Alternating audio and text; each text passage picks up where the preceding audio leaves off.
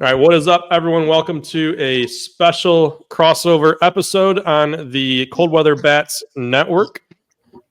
I am Michael Rubenstein, as I believe most people know by now, co-host of Spittin Seeds, and we have a fun one lined up today with the district playoffs right around the corner. We figured, hey, what better time to join forces across all three of our shows and dive into the postseason head first. We are going to break down a handful of the key districts in the Division 1 and Division 2, give some takes, toss around a few predictions perhaps, and maybe stir the pot a little bit. We'll also get into what this time of the year looks like from a coaching perspective, how we prep guys for the postseason, what changes this time of year, and really how we try to keep teams locked in. And of course, we will wrap it up with discussing our title picks, and we'll see if there's any changes we want to make. We'll now bring everybody in. First up, we have from Cold Weather Bats, we have Dan Greisbaum Jr. Joining me from Spittin Seeds, we have the future new father, Nick Swanson. Let's go. God help us all. And last but not least, representing Bald Banter, a guy that has the energy and a lack of hair, we have Griffin Green. Hell yeah. All right, guys, let's... I didn't need that. The lack of hair comment, people can clearly see. Well, I mean, if they're listening to it, you know, wherever they might get their podcasts, they might not be able to see it here, so we got to paint them a picture. But with that said, guys, districts are here. It's a fun time. Let's go ahead and get on into it here. How's everyone doing tonight? Fantastic, Rube. Where you at? The Craniacs are hot. We're playing well. You got 2 games tomorrow. Then we got to open up with Notre Dame Prep in the pre-district on Tuesday. Couldn't be more excited. All right, the boys are feeling good. The boys are swinging good. We got to pick it up a little defensively. All right, hopefully playing on turf is going to help us with that. But it's going to be a wild time next week.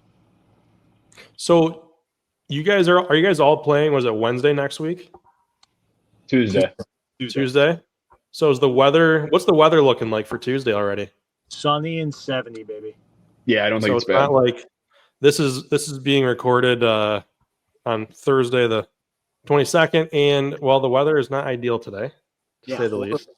Horrible, actually. If you are watching us and you're curious why Brandon Justice isn't joining us, he actually did have a game today. Somehow they didn't get rained out down there in turf. Did they play in Grosse Pointe? They played in Grosse. Yeah, they played in Grosse Pointe. He wouldn't. That'll do it. He wouldn't pass up the chance to play on turf. That's very true. Who are they playing? Liggett? No, Grosse Pointe North. Oh, okay. Right. Yep. So he won, so he must be celebrating. Hey, the Bears are hot. Hey, look at that. Don't Bears let the Bears get hot. Bears for life. BFL, baby. Come on now. No word on if they were wearing the City Connects today or not. The dot jerseys. The dot. Is that an actual thing? I heard that was brought up last week. I didn't know if that was an actual thing.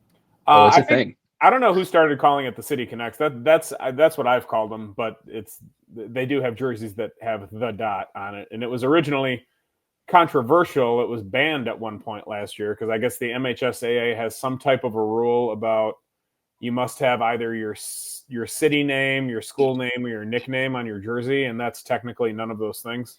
But long story short, it got approved, so he's good. That is some kind of a rule, by the way. That's a wild rule. Yep. The things that we want to try to enforce. We gotta get City Connects for Cranbrook next year. I'm all in. It just says Craniac. I still think it's stupid that you can't wear wristbands on your belt. I will always think that's dumb. That is. Yeah, they pick strange battles now and again. Yeah, do they try to claim that's a safety issue? Dude, I have no idea why, but you literally cannot wear it on the front of your belt, which is where every single kid wears them. How is you that? have to wear them on your arm. How is that a safety issue if you could wear a giant gold cross around your neck with no regulations whatsoever? That's not a safety Right. issue. Yeah. Not sure. They pick and choose. It doesn't make any stuff. sense to me. It's wild. It really is. All right, so you guys are all at two different schools here with Grosse Pointe South and Cranbrook with playoffs coming in these next handful of days. How are you guys handling the preparations thus far to get ready for playoffs here? I don't know that there's a whole lot of anything that's considered genius. I think we're kind of just staying the course. Thinned out our schedule a little bit. Of the 38 games, I think we got 30 of them in. As of a week ago. So not as much. I don't know, pressure on anyone to get a bunch of innings in or anything like that the last week or two. Just settle in with guys' arms and things like that. Set up the pitching the way that you want it. We don't have a pre-district this coming week, so it's just a matter of having the arms ready to go by next Saturday. And we've just been staying the course with non-league games and playing some good teams. I mean, we played Brother Rice yesterday, lost 2-1 to them. We played Liggett the day before, and we won. I think it was 7-6 or 6-5, something like that. And then we have a doubleheader against Rochester on Saturday, and then one more regular season game on Wednesday against Liggett again. So just getting work in, but not overdoing it, setting up the pitching the way we want. And as far as the teams go in districts, it's Grosse Pointe North would be the team in the finals if we get to the final of the district, and Lakeview will be the team in the semifinals. They had a very good year. I think I don't remember their exact record, but they're well over 500, and there'll be a challenge for us in the district semifinal. So just trying to be at our best and rested and healthy and get everything lined up. Yeah, and I think from our perspective, it's no secret that our division is pretty loaded. St. Mary's, Country Day, Notre Dame Prep. I think for us, the big challenge is really trying to get everything together, ready to go against these powerhouse teams. As soon as we can't make mistakes against guys like that, plain and simple. So it's about cleaning up, executing when we can, getting the bunts down. Moving runners when we can, steals in certain situations, and obviously, making the play defensively, not costing us, extra free bases. I think Griff can kind of attest to that too. Big struggle for us this year has been giving up the extra free bases. If we can cut back on that, I think we can compete with, just about anybody.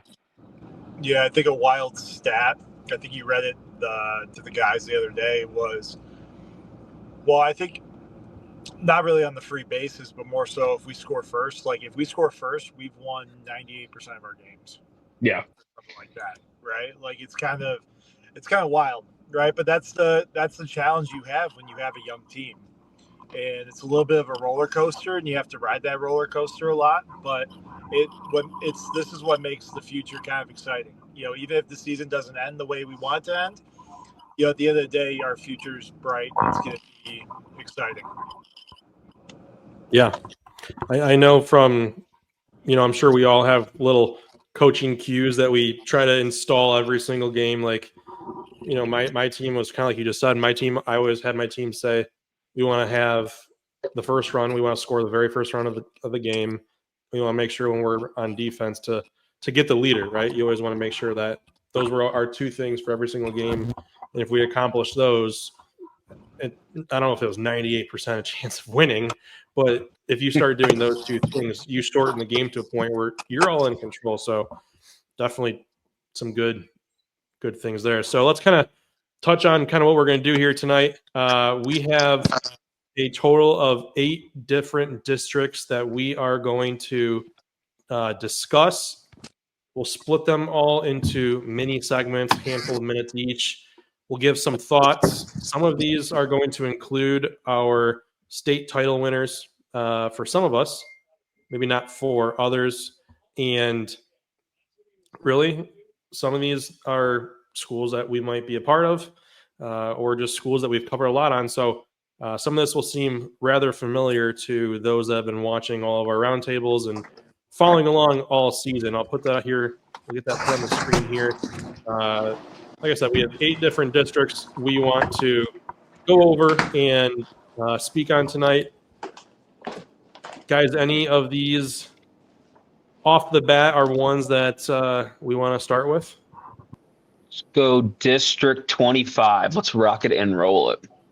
All right, we'll go District 25. That is really the Birmingham, Bloomfield, Troy district. You have, what was that? Avondale out there in Auburn Hills. We have Birmingham, Seaholm, Bloomfield Hills, Birmingham, Brother Rice, and Troy. Obviously, the note here is really going to be Brother Rice. They're going to loom large, but guys, any other thoughts here to really this district to kick us off? I'll kind of kick it off. I mean, I think obviously Brother Rice is the powerhouse that everyone wants to try to beat, right? I think they have the pre-district game against Troy, if I'm not mistaken. I think it's Troy, I'm pretty sure.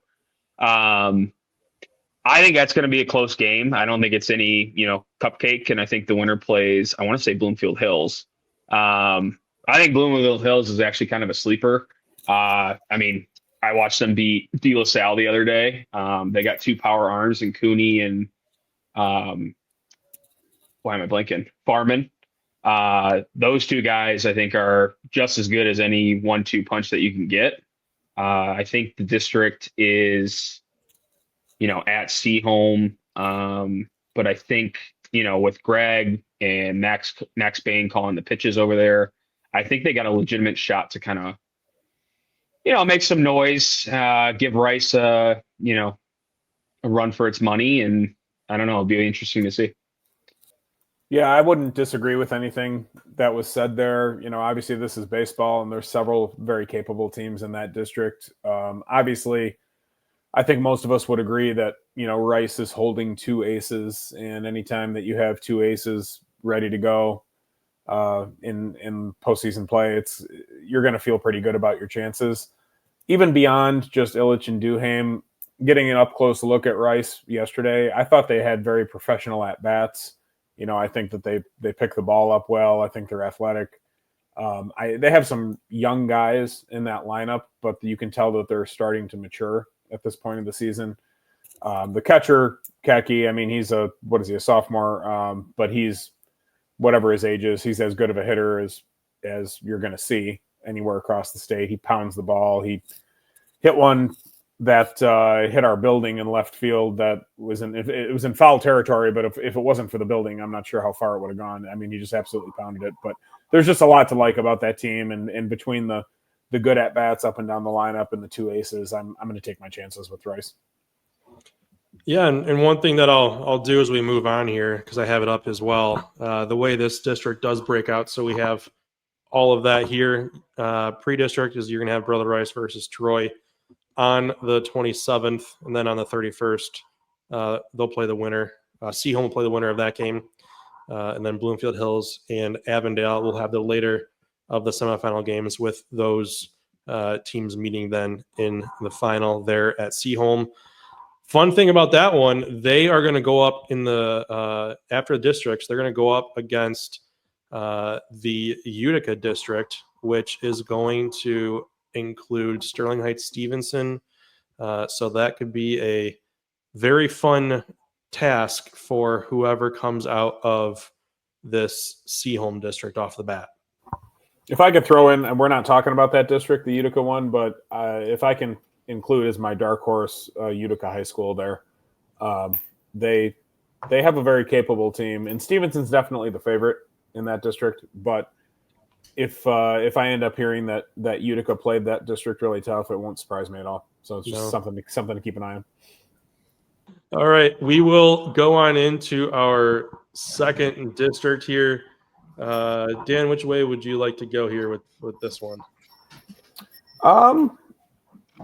Why don't we go right to Northville? I mean, the home of the defending D1 state champion. Why not go there next?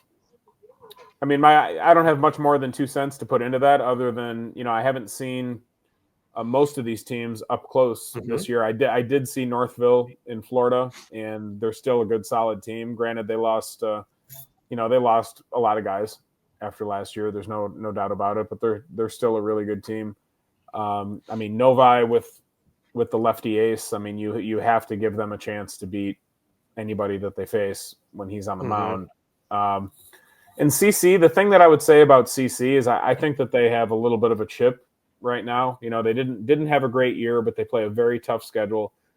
They've been very battle tested. They've lost their share of games, certainly, and I think they're probably going to look at the postseason as a chance to start over, and they have a chance to really make a statement on that district Saturday, and I wouldn't count them out of it either. But that's for a couple of years, 2-3 years in a row now. That's been one of the state's toughest districts, and it's very hard to handicap that one. It really is, and to break out how this schedule is going to look like here. This one is going to start on the 27th with the pre-district of Northville versus Livonia Stevenson. The winner of that goes in at 10 a.m. Next Saturday and goes off against Farmington. And then the later semifinal is going to be Detroit Catholic Central going up against Novi. So really another thing to note here too, this district has 2 with Northville and Novi, previous state title champions here. So definitely a pedigree of winning coming out of whoever is going to come out of this district here. And this one will go on to take on the Salem district in the regional semifinals, with that one being with Salem, Churchill, Canton, and Plymouth. So going back to this District 15, Nick, Griff, any other thoughts or notes here with any of these teams here? There's a lot of talent. There's a lot of talent in that district from CC with a couple of their young guns. Obviously the big, the big arms from Northville and Novi, but there's a ton of talent still left there. Whoever comes out of that district is really going to be, kind of keen into making a run, right? I think if you get out of that district, you're kind of set up in a good spot to make a deep run in the playoffs. How often do we ever see the last 2 D1 state champions facing each other in a district? That's rare. Yeah, that's true. Yeah. There's guys on both teams that have won the state championship. You don't see that in a district matchup very much. No, I would say I think we could focus on the Richmond district in Division 2. Right? You have that really good Lutheran North team who I am pounding on the drum saying that's a very good team this year, especially if they hit. Right? Obviously, we saw them early in the year, and they were on, and they absolutely mashed the entire week. I think at the end of the day, you have a good group. I forget who's Dan. I'm drawing the blank on the head coach of Richmond. Scotty Evans. Yep. Yeah. You have Scott Evans there, who always has a good program every single year. Yep. But that district, especially with all the other teams as well, they're gonna be a good team. It's gonna be a good matchup either way. Yeah, I also super like St. Clair over there. I think St. Clair and what Nick Black has done over there, I think they could be, someone that comes out of that district as well. Lutheran North, though, was a powerhouse. They hit, when we played them, they hit everything that we threw at them, whether it was, curveball outside, it was fastball up in the zone. They hit everything to all fields and with power. That's a really good Division II district for sure. I think, Scotty Evans is a outstanding, Hall of Fame level coach for sure. I think Lutheran North is probably the best team, just quote unquote team in that district. It doesn't mean they're going to win it, but I think they're the best team. St. Clair might be. I feel similar about St. Clair as I did with Detroit Catholic Central. They've had a tough year, and they might look at this as like a starting over point, and I think this could be what they need. But they've finished the season really slow this year, and they're in need of a fresh start. So I could see them playing with a little bit of a chip as well. So that's going to be an interesting one. But Lutheran North has had a really good year. They're a good team. This definitely will be a tough district. To kind of break down how the schedule is going to look here on the pre-district on Tuesday, you're going to have Richmond going up against Marysville. Look at Richmond. They have to get the pre-district, yet they're hosting the district as well. Winner of that one is going to go on to play Macomb Lutheran North at 10 a.m. And then on the flip side, you got Armada going on to compete against St. Clair. So, yeah, it's going to be a very tough district. And whoever comes out of this one really is going to have to be battle tested. All right, we can stick with Division II. I know you guys wanted to touch on it so bad. We will go right on into the Notre Dame Prep District here. Nick, Griff, I can basically just turn this right over to you guys. This is your basically your preview here. We got Cransburg, Kingswood, Detroit Country Day, Madison Heights, Lamphere, Orchard Lake, St. Mary's, and the host Notre Dame Prep. So before you go into that, let's break down kind of how this schedule looks for this pre-district as well, or for this district. You guys, Cransburg, Kingswood is going to have the host of this district, Notre Dame Prep, on Tuesday. Winner of that is going to take on Madison Heights Lamphere following Saturday. And on the flip side of the district is going to be Detroit Country Day and Orchard Lake St. Mary's. It's interesting just looking at it too. Lamphere is the only public school in this group. Yeah, we had a chance to see Notre Dame Prep, and we saw, Country Day. I like Country Day. They have a ton of, I think they have a ton of football players versus baseball players, in my opinion. The real question for them is going to be, can they do it on the mound? They're not very deep on the mound, and I'd be very curious as to, can the bats get hot enough to beat a team like St. Mary's? Obviously, St. Mary's is a team to beat. I think Notre Dame Prep is right up there as well. If you're going to beat Notre Dame Prep, you got to play flawless baseball. They don't make mistakes. They pitch very well. They can hit the crap out of the ball. Lehigh commit and Central commit over there with Drake. I'll be very curious to see how we match up with them. I know we played them twice this year. We threw off against them just to see what they kind of had. But again, it's going to have to be us playing a flawless game. I still think St. Mary's is a team to beat out of there. I expect them to be in the finals. Whether it's, St. Mary's versus Notre Dame Prep or St. Mary's, whoever. I'll be very curious. I mean, hot take. I think whoever comes out of that district wins the state title. I mean, that's fair. It's a fair take. Yeah. Yeah. Fair take. Because I think Orchard Lake obviously has all the talent that they have. And I think Notre Dame Prep, who was my pick, don't let that be forgotten about. But Ruby, who's that district play after? So the winner of the district you guys are in within Notre Dame Preps will go up against the Livonia Clarenceville district, which is obviously Livonia Clarenceville, Detroit Henry Ford, Detroit Lincoln King, Dearborn Divine Child, Redford Union, and Detroit Cody.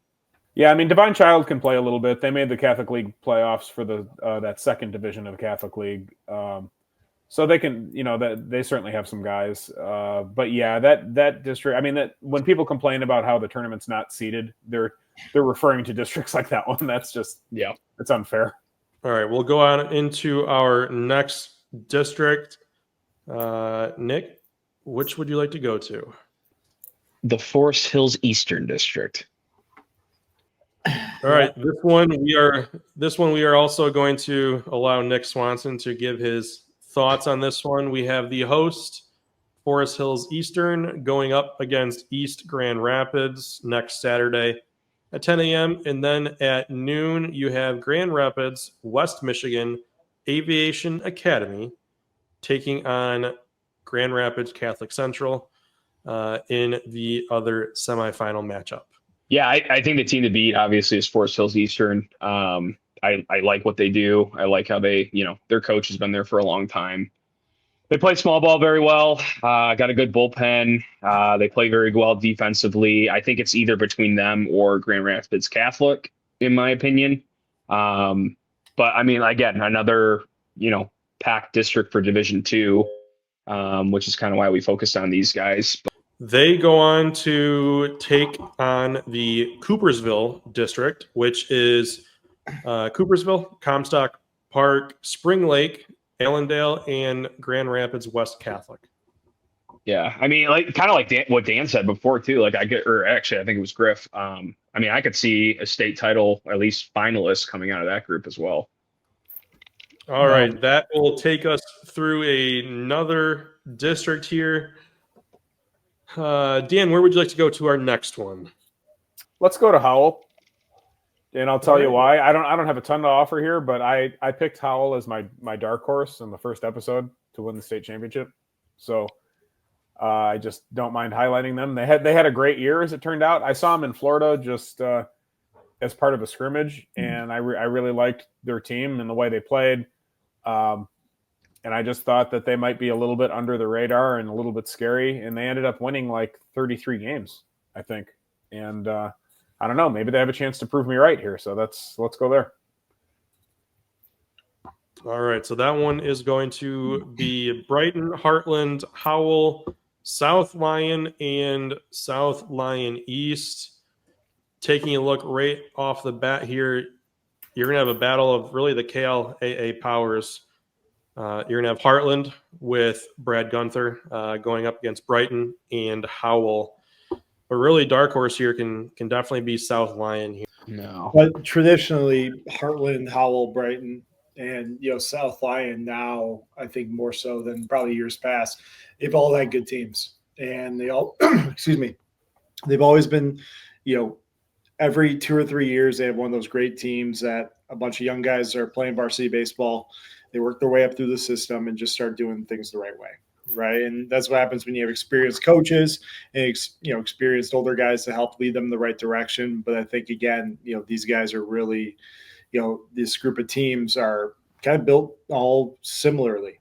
Right. They're big schools and from bigger areas within the state. So they pull a lot of kids in and they have a lot more to choose from. But I think that helps kind of navigate the waters a little bit when you have tons of talent walking in through those doors. To give us the full picture here, here's the schedule for this district. Pre-district, you got Brighton versus South Lyon. Winner of that game is going to go up against Heartland in the first semifinal. Second one's going to be Howell versus South Lyon East. Whoever comes out of this one is going to go up against really the Ann Arbor district. Basically, you got Ann Arbor Pioneer, Ann Arbor Skyline, Saline, and Ann Arbor Huron, and Dexter. A name to watch from Howell, Nick Horn, right-handed pitcher. He's a Northwood commit. Just from what I've seen of him, I've only watched him pitch one game, but from what I've seen of him, he was definitely sitting upper eights with his fastball, had a devastating slider, and it was very late breaking and difficult to recognize. And before I knew he was a Northwood commit, I was thinking every bit that he was possibly a Big Ten guy. That's just visually what I thought I was seeing. I know for sure that my alma mater at CMU could use this guy.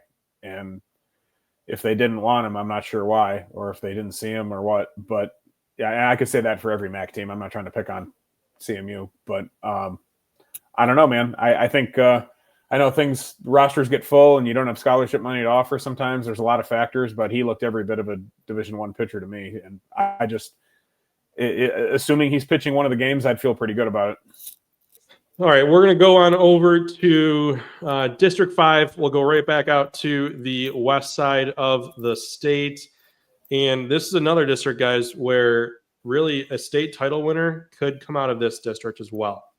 You got the host, Jenison, Holland, West Ottawa, Hudsonville, and the two Zeeland schools, Zeeland East and Zeeland West. Obviously, we had the Hudsonville and Jenison matchup earlier this year as one of our games of the week, and talking with those players and those coaches. You have not only you look at all of the rankings across the board in our Super 25 and see them at the top, but then you talk to their coaches and you learn about what they're doing on and off the field, not only just in season but off, and you see why these are some of the best teams, not only just in the Grand Rapids or the west side of the state, but in the entire state as a whole. They're not afraid of competition. They want to go up against the best. I'm pretty sure both Hudsonville and Jenison have made trips over to Metro Detroit to go up against other top teams, and they're not afraid to, dip their toes against those teams to get themselves ready. So definitely going to have some high-end playoff atmosphere here for these teams. All right, so here's what we have for the breakout of the schedule of this district. The host, Jenison, will go up against West Ottawa Tuesday in the pre-district. In the semis, they will take on the winner of that one will take on Zeeland West. On the flip side, you're going to have Hudsonville versus Zeeland East, and don't count out either of those Zeeland schools. They both are quite good in their own right, and really, if Jenison or Hudsonville looks ahead, those Zeeland schools won't hesitate, or even really West Ottawa, to steal a win from anyone here. So we talk on some of the toughest districts. This is definitely up there as one of those that can be considered one of the toughest. All right, and this will take us to our final district of today's show, going down to District 55 in Division 2. That is going to be our Trenton district. This one, guys, is going to have 2 different pre-districts. Not sure how common this is across, but probably not too many of these that you're going to see. So in one of the 2 pre-districts, you're going to have Romulus Summit Academy North taking on Flat Rock. This one will be held at Summit Academy Schools in Romulus on Tuesday at 3:30. This one will, the winner of that one will go up against Carleton Airport next Saturday at 10 a.m. Flip sides to the other pre-district, you're going to have Trenton taking on Monroe Jefferson. This one is going to be held at Trenton High School, the host for the remainder of the district. This one will also go on next Tuesday at 4. Winner of that one goes on to take on New Boston Huron. So a very big district. Yeah, that's tough. I mean, that really good Division II pedigree in that district. I think New Boston Huron may be I don't want to say underachieving because that's not the right term, but I think they haven't quite achieved in the postseason the way that maybe we thought they could at times. And a lot of that is just due to the nature of baseball, single game elimination. Good teams are going to lose on occasion. It's nothing against them necessarily. It's just the fact of the matter is, Trenton, I think, has been a little more consistent in the postseason, and both really good teams. And it's really a shame that either Trenton or New Boston Huron will be done at the end of the day, because those are 2 really good ones that could go all the way. Yeah, I love Trenton in this district. I would be shocked if they didn't come out of there, but I do know New Boston Huron has a lot of talent, and like kind of Dan said, they're definitely underachieving, to some extent. But I expect Trenton to come out of this district and probably make a run, towards the quarterfinals. And Todd Zalka is a really good coach, and he's the type of coach that's really good in the postseason because they do things really well defensively. They play the small game really well. Also, those are the type of things that play in single elimination baseball. And if I have to pick somebody, I'm going to pick Trenton as well. Fun note here, guys. Whoever comes out of this district of 6 is going up against another district of 6. So they're going to go on to take on the Melvindale district. That's going to be Melvindale, River Rouge, Groseal, Riverview, Dearborn Heights, Annapolis, and Dearborn Henry Ford Academy. So another very stacked in terms of size, in terms of teams, district. So Division II in that region, lots of teams that are going to be going on for that regional championship there. I have a fun note on a Division I district if we have a second. Sure. It's something I follow Mount Pleasant High School a little bit, just because of my days at CMU, and it's run by a couple of CMU guys, and so I kind of keep an eye on them. Listen to Mount Pleasant High School's district. So this is District 1 in Division 1. The host is Traverse City Central. Yeah, I know this. At this district, Traverse City Central, Traverse City West, Mount Pleasant, Marquette, and Alpena. Think about the amount of miles covered for that district. I remember when I was at Northwood, we had a couple players from the Traverse City area, and they would talk about their, escapades going to districts. And I even had a player that went to Big Rapids a while back, and another one went to Boyne City, and hearing how far they have to drive for some of these district games is laughable, really. Imagine having a pre-district. Yeah. Yep. So your pre-district for this one is going to be the host, Mount Pleasant, taking on Alpena. The host of that pre-district, I should say. Yeah, they're hosting the pre-district, but not the district. Yeah. The remaining parts of the district is going to go to Traverse City Central. So whoever wins the Mount Pleasant Alpena game, they go to Traverse City Central. They play at 11 a.m. And I think whomever entered this within the MHSAA website did it wrong, because they have both these games going on at the same time. But the flip side is Marquette versus Traverse City West. So imagine, so Alpena is traveling 2.5 hours to play a pre-district game. That's absurd. Dude, I could walk from Grosse Pointe North to South 10 times back and forth, and still not feel that pain. I mean, that's wild. I mean, I realize that division. You can walk around Magic Kingdom first. Right.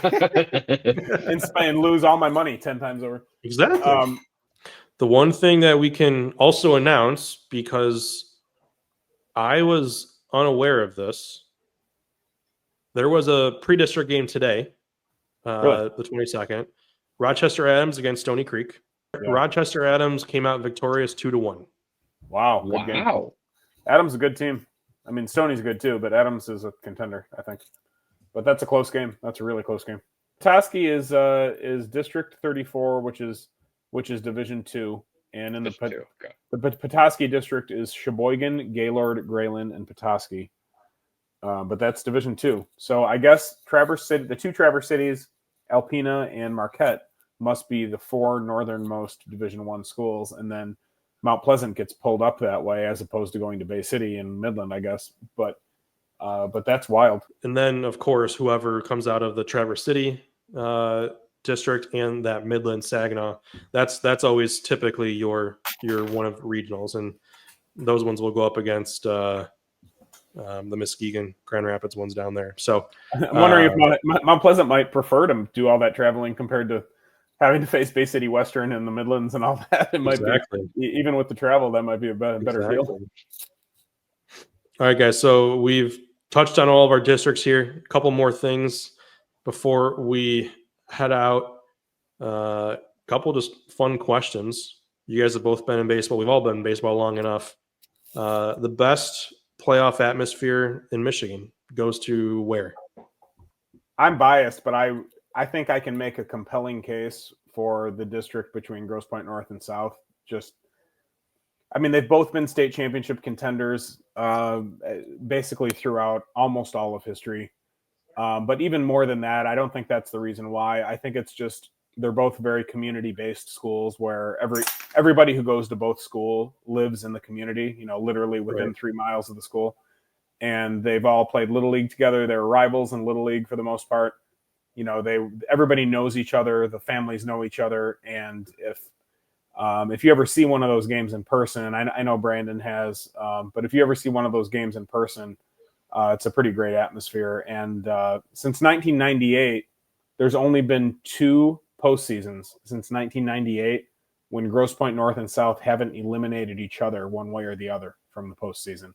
Wow. And I don't think that there's any consistency like that anywhere else in the state. So for that reason, even though it sounds very biased and self-serving, I think I could make a case for that one.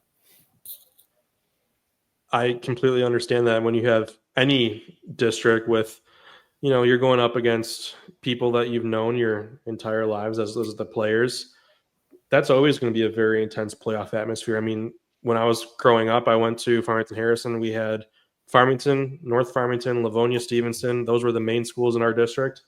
And it was like a city championship every single year in districts. You were going up against, people you were extremely familiar with just from playing against them forever. And it was always extremely chippy. And then towards the end of when I was in high school, we threw in Northville, and that's when they had a couple guys that were pro guys. And it was a pretty fun district for myself. So really all these districts, that's the best part. I get it that everyone does make playoffs and there isn't seeding, but this is the one cool thing about districts for baseball is there's a lot of familiarity and it's a lot of good baseball. And because of that, you do have a lot of upsets because somewhat of, if you're a coach, a little bit what these other coaches are going to do. And as a player, you know what the players on the other side can do as well. I mean, we literally would steal signs from the coaches and would have no problem doing it because we knew their signs for all the years of playing against them. It's just, it's the fun part of this part of baseball. For sure. I like that districts are geographically based. I think that part of it makes sense. I think they should take it maybe a half a step though and try to seed those districts at least. And they do it. They do it in basketball and in football they seed at a regional level. So I know that they're capable of doing better. But you're right. Having those geographic rivalries at the district level definitely makes it special. And I think in a lot of ways the most special atmosphere in the baseball postseason is in districts because of that. It is. Nick, any districts that come to mind to you or playoff atmospheres? Trying to think. I like the Bloomfield district, to be honest with you. I mean, there's so many rival games between Seaholm and Rice and Bloomfield Hills. Like it's all congested in that one area, right? So I think there's a lot that's going to go on there. I'll be excited. I actually think I'll get really chippy during those games, but we'll see. Yep. I think one other one, I don't mean this from an atmosphere standpoint, but I think another interesting district to keep an eye on. Actually, there's a couple smaller school ones, but, one in Division III is Detroit Edison will play Liggett. And, the last time that Liggett was in D3, they had back-to-back years where they played each other. Liggett won the first one and Edison won the second one. And, those were two of the top 5 teams in Division III for sure during those years. And I think, they're both very highly ranked this year as well. There's a similar one in Division IV with Beale City and Mount Pleasant Sacred Heart, another one where they have to play each other, right there, schools that are 15 minutes apart from each other. That's like what we spoke to with these other districts. Those are going to be intense atmospheres and really good teams that both have a chance to win the state championship that are playing each other early.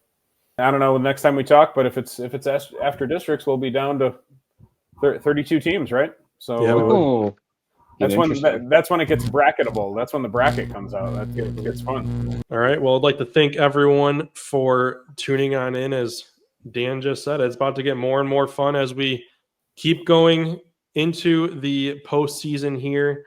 To all of those players listening, best of luck in districts and everything beyond as well. We will have updates and episodes to come, so be sure to stay tuned to all of our social medias and be sure to subscribe on YouTube and wherever you get your podcasts, where you'll be able to stay up to date with all of the newest shows. With that said, again, best of luck, and we will talk to everyone next time.